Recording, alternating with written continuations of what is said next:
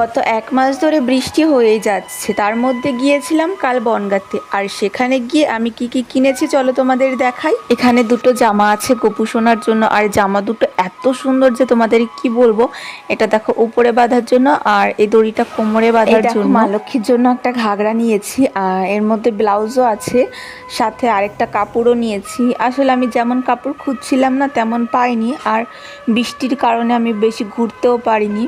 আর এই গপু সোনার জন্য একটা মুকুট কিনেছি, মা লক্ষ্মীর একটা চুল আছে, সাথে তোমার কানের হাতের চুড়ি, আর মা লক্ষ্মীর একটা মুকুটও আছে, সাথে মা লক্ষ্মীর মূর্তিও এনেছি। আসলে না এই মূর্তি আমি আগের বার লক্ষ্মী পুজোতে আনতে চেয়েছিলাম, তো পারিনি, সেই কারণে এখন হট করে নিয়ে এলাম। তোমরা একবার মায়ের মুখটা দেখো যে কতটা সুন্দর, দেখলেই না মনটা জুড়িয়ে যায়।